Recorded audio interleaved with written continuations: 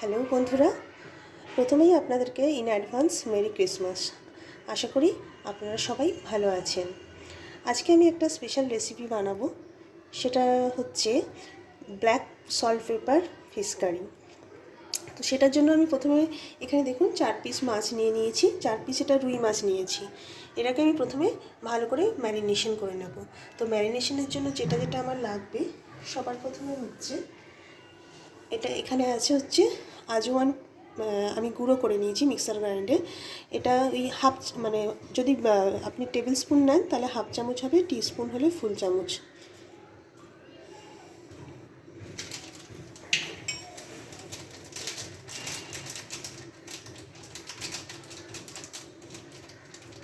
এরপরে আমি 1 চামচ এখানে ব্ল্যাক পেপার নিয়ে নিচ্ছি,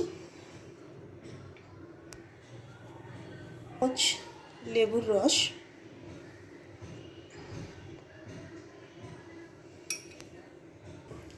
1 চামচ আদা রসুনের পেস্ট, আর 1 চামচ নুন।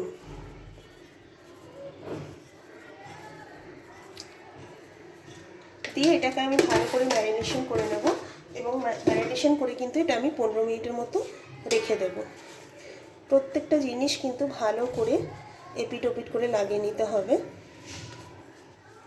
এখানে কিন্তু আমি হলুদ ইউজ করছি না, এবং পুরো রান্নাটাতেই কিন্তু আমি হলুদ ইউজ করব না।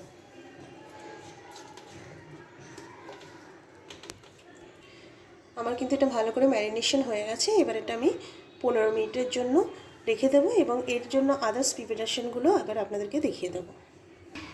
যে গ্রেভিটা করব তার প্রিপারেশনটা করে নিচ্ছি। মাছটা আমার ম্যারিনেট করা আছে। তো কড়াইতে দেখুন আমি তেল দিয়ে দিয়েছি, তেলটা কিন্তু গরম হয়ে গেছে। প্রথমে আমি এখানে একটা বিগ সাইজ টমেটো কুচিয়ে নিয়েছি,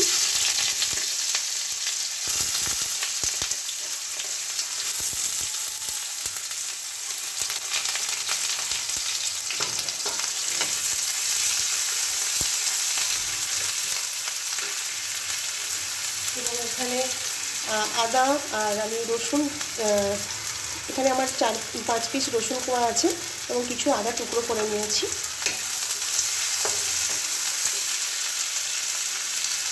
তাতে আমি কাঁচা লঙ্কা দিয়ে দিলাম,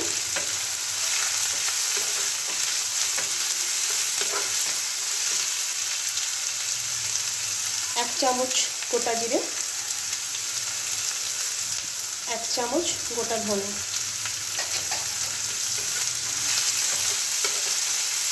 এবার এটা আমি 1 থেকে 2 মিনিট একটু ভেজে নেব।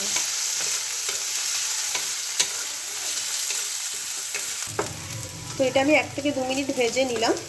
এবার এটা আমি মিক্সির মধ্যে দিয়ে দেবো।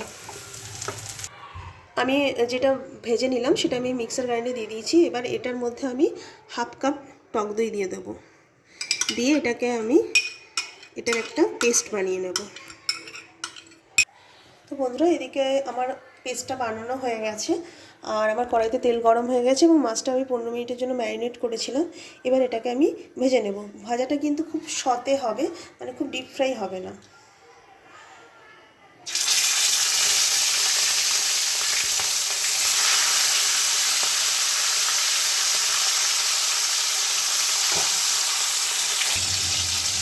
তো বন্ধুরা, মাছটা কিন্তু আমি জাস্ট একটু সতে করে নিয়েছি 1 থেকে 1.5 মিনিট।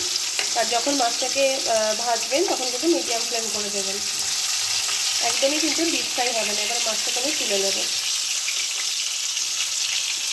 দেখুন, মাছ কিন্তু আমি ডিপ ফ্রাই করিনি, জাস্ট সতে করে নিয়েছি। এবার বাকি মাছগুলো আমি এভাবেই ভেজে নেব।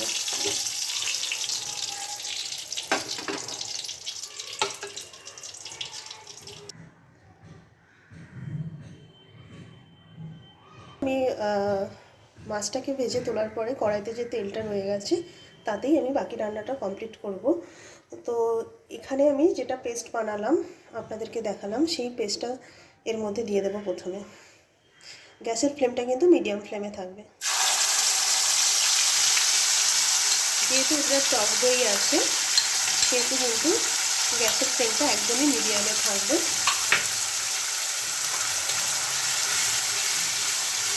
এটা আস্তে আস্তে এভাবে নাড়িয়ে নেব।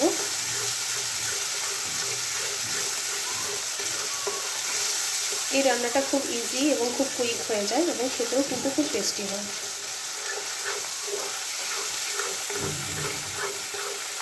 মশলাটা ততক্ষণই নাড়াতে থাকবো যতক্ষণ না এর তেলটা রিলিজ হচ্ছে।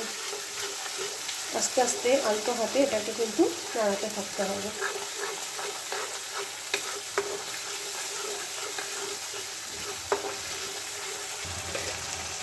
এখানে আমি 1 চামচ নুন দিচ্ছি। নুনটা আপনারা আপনাদের টেস্ট অনুযায়ী দেবেন।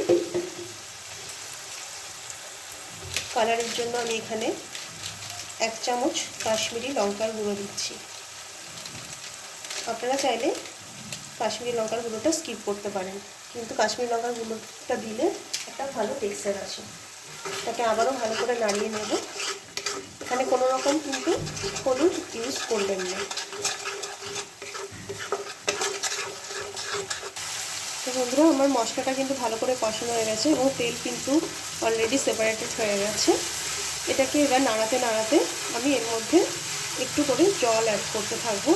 আমি যে মশলাটা মিক্সার গ্রাইন্ডারে যেটা পেস্ট করলাম সেটারই মানে মশলার জলটাই দিতে থাকবো এখানে।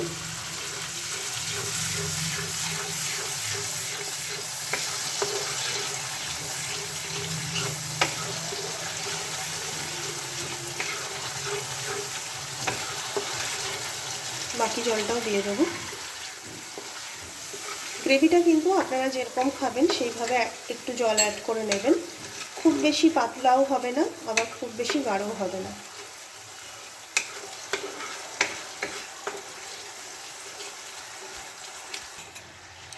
আমি আরও এখানে হাফ বাটি মতো জল অ্যাড করে দিলাম। দিয়ে এটাকে আমি একটু ঢাকা দিয়ে রেখে দেবো 5 মিনিট মতো। তারপরে আমি মাছগুলো দেব। তো বন্ধুরা, 5 মিনিট পরে আমি আসছি। তো বন্ধুরা, 5 মিনিট পরে আমি ঢাকাটা খুলে নেব। আমার গ্রেভিটা কিন্তু একদম রেডি। এবার আমি এর মধ্যে ফিশগুলো আস্তে আস্তে দিয়ে দেব।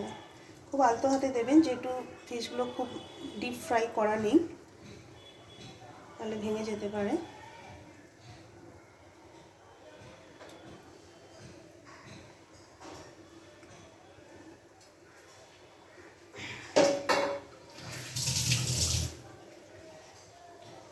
এবার এর মধ্যে আমি হাফ চামচ মতো ব্ল্যাক পেপার দিয়ে দেব।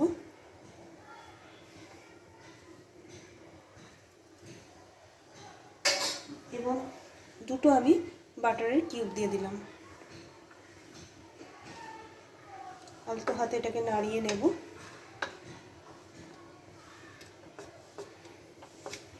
নাড়িয়ে নিয়ে এটা আমি 5 মিনিটের জন্য মিডিয়াম ফ্লেমে ঢাকা দিয়ে দেব। তো বন্ধুরা, 5 মিনিট পরে আমি ঢাকাটা খুলে নেব। আমি মিডিয়াম ফ্লেমে রেখেছিলাম। এটা কিন্তু আমার একদম রেডি। এবার আপনাদেরকে আমি সার্ভ করে দেখাবো। গ্যাসের ফ্লেমটা একদম বন্ধ করে দিলাম।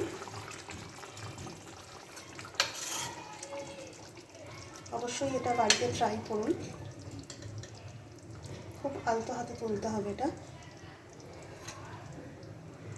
আশা করি আপনাদের আজকের রেসিপিটি খুব ভালো লাগলো। আমার চ্যানেলটিকে কিন্তু লাইক অ্যান্ড সাবস্ক্রাইব করতে ভুলবেন না। আরও নতুন নতুন রেসিপি নিয়ে আসবো।